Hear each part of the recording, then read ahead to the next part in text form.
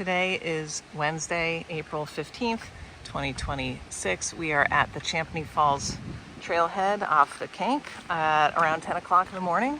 It's a pay area, $5 to pay. Bathrooms, which are relatively new and generally nice. And we are here to go to about 2 miles up on the Bulls Trail and then do a bushwhack to northeast Paugus. And we just pulled in. There's 3 other cars here, and one of them is our bushwhacking friend. So I suspect maybe she's out here too. The problem with this is there's 11 water crossings, and it rained very heavily last night, and it is spring, so water tends to run higher now anyway. It's been warm. Snow is melting. So we'll see how the crossings go. And we'll see whether we run into anybody else. I'm so surprised. All right. We're about 9/10 of a mile up. And so far we've done 5 water crossings. The first one is right at the parking lot. So if you're going to go up to Chicorowa, you have to do that crossing also. And it was easily rock hopped with poles. It was easily rock hopped anyway, I'd say. I saw some people that looked like they had come back. They were not super well equipped, so I think maybe they got turned around further up on Champney Falls. But so far we've done 5 water crossings, and they were all easily done, but you might have had to look for rocks that were 5 to 10 feet away from where the actual crossing was. But they were all good. And there was one that we didn't cross. It was unclear if the trail had actually been washed away or not. But we just stayed to the left on that. So I'm not sure if that's one of the 11 crossings or not. We've got some patchy snow just in occasional places. But it's really quite melted out. Lovely. It's warm. Today was supposed to be raining, but it looks pretty darn good. And what else? We're carrying spikes. Don't think I'll need them. And I've got on waterproof socks and waterproof shoes. And gaiters in case there's deep snow. What shoes are yours? They're waterproof. Yeah, they're Gore-Tex. Okay. Yep. All right. I can't believe it's sunny. Awesome. This is another crossing, I think. Nope. Is it? Where's the trail? Yep, another crossing. And see, I think you would normally go right through there. I'm probably going to come down and around right here. I'm at 0.92. It looks like it gets a little bit higher down here, but I know from the few trail reports I could find, you have to climb steeply right away. So I think we're going to dash into the woods pretty soon. It's really hard to tell what it's going to look like further up. I've heard that this is not an easy bushwhack. So I'm gonna put on some glasses here and get ready to go. We just climbed steeply up away from the trail, and now we're more reasonably climbing. This is a little bit of old moose activity. There's some more. Woods are not bad here, so hopefully we'll get to ride this for a while. But I know it's not going to last.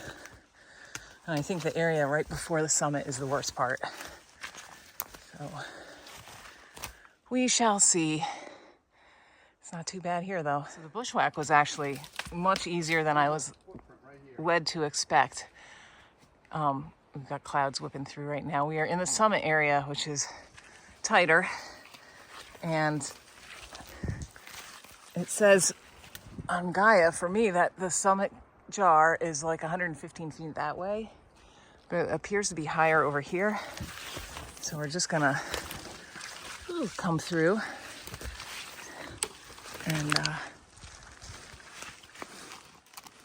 this is the reality of a lot of bushwhacking. But the most of it has been really good. I think because it's so early and the hobble bush hasn't leafed out or anything yet. Jeez, I need 2 hands for this. Are you at it? No. No. Okay. My phone says it's that way. Yeah, mine also says that way. It could be higher over there. It's hard to see. I think we should, it's 115 feet. I think maybe we should go that way. All right, I'm gonna head the way I'm looking right here. This is the canister. And I would say the last 400 feet maybe was not very nice. But then you pop out right behind John is where we came from, and it's just here. I'm not convinced this is the highest point. I think the highest point is actually in the woods over here, but that's okay. It's cloudy now, but there would be some views out, and there are ledges along here. If you continue, you can get to some nice open ledges with views, but as you can see, maybe clouds are low and whipping. I'm gonna walk right over here. Let's see. Yeah, it's just not worth it to try to look for views. It's not raining though. And we managed to bypass all of the really steep stuff. So the hardest part of the climb was actually on the Bolus Trail, and when you first leave the Bolus Trail, that was quite steep, but everything else was nice, and we had pretty decent woods for the entire time, except for the very end. All right, so this is the northeast peak of Paugus, and I'm at, well, that's my elevation. I'm at 2.55 miles.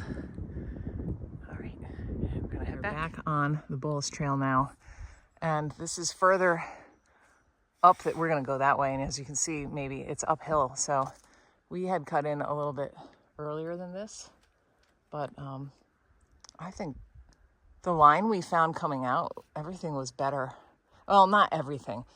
That open area where we got a signal on the way up, that was beautiful. That looked like campsites. Like, it was really nice, and we didn't hit that on the way down, but we did avoid the nasty stuff around the summit area. Can totally be avoided, at least currently. And like I said before, I think it's just so much easier than I expected because the hobble bush and stuff isn't all leafed out yet, but that was excellent. And yeah. So our friend was out here, but we didn't run into her. But saw footprints out on the bushwhack, so she was definitely out there. All right, now we just got to negotiate those water crossings again, which hopefully won't be any worse. I mean, water crossings can get worse in the spring as the day goes on.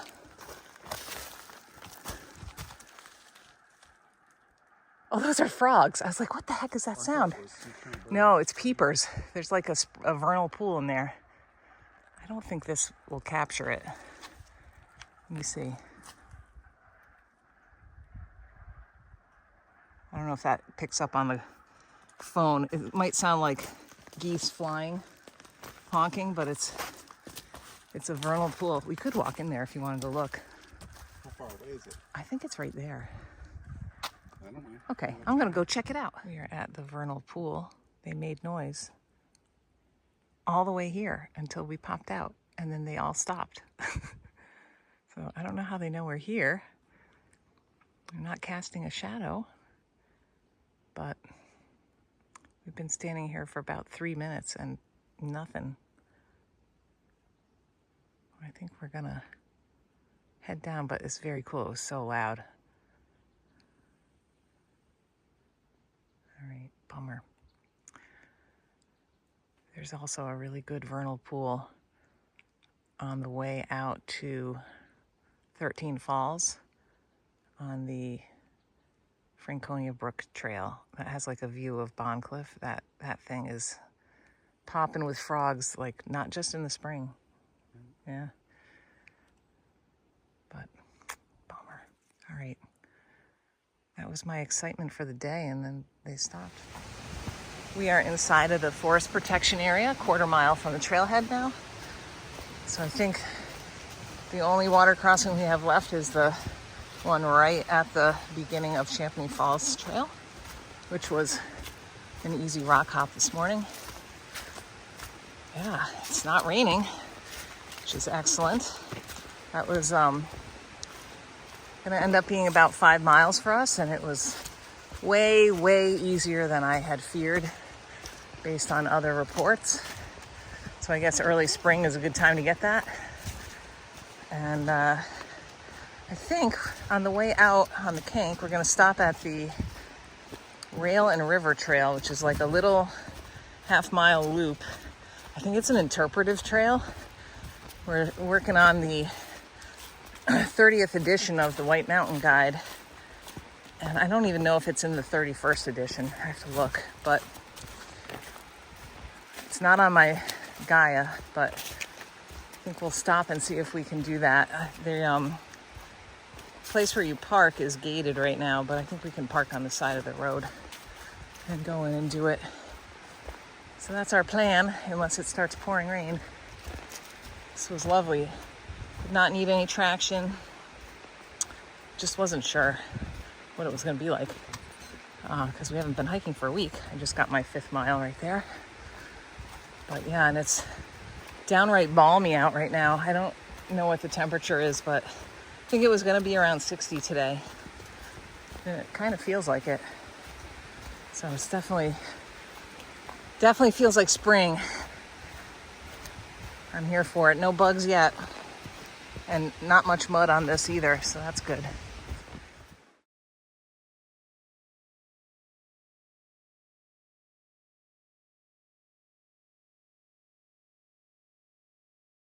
Just a little ways down the Kink now at the Russell Coalbath Historic Site, which is gated right now. And so we pulled off to the side, and we're gonna go in and see if we can locate this trail. I think it's just an interpretive loop. So let's go see if we can figure it out. I've never actually stopped at this. I don't know who Russell Coalbath, it's a hyphenated name. I don't know who that is. Interesting. It's got plenty of parking. And I believe there's a cabin. Let's go find out. The parking area here, and there's yet another gate. Come through, and there's a big kiosk here. And right here, there's a map of the loop we're gonna do, and it's actually labeled on the map legend as the Rail and River Trail. So we're gonna swing past the barn. There's a cemetery, and then we're gonna come up. I'm not sure if there's a better direction to go, and we're gonna loop it. So, all right, let's go check it out. We are out on the Rail and River Trail now. This is Bear Mountain up in a cloud right here. And this is, of course, the Swift River. And apparently here there was a railroad trestle back in the day, but I don't see any remaining evidence of it. We've got these interpretive signs, which are a little bit dirty, but that's okay. And we're heading this way. Wow, look at the size of this tree. That's pretty good size. Holy cow, look at that stump. That's a big That is a big one. I think this tree is part of it, but the stump is bigger. Wow.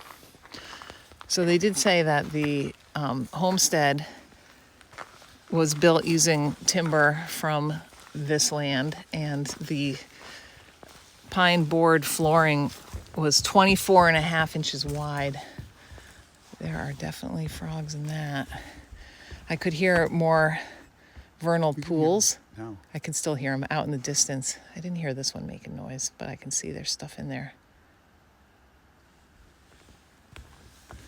And this still has ice in it. Okay. So they obviously had humongous trees here. And a lot of this interpretive trail is about the logging industry. And it's actually been quite interesting. Okay, so we are done with that little loop. And there's a cemetery right here. And interesting, there's a interpretive sign over there, and they tell you all the people who are buried in here. They tell you a little bit about some of the people who are more famous that are in there. And then, I don't know if you can see it, this corner right here, there's like a corner that is surrounded by stone. That is a private cemetery.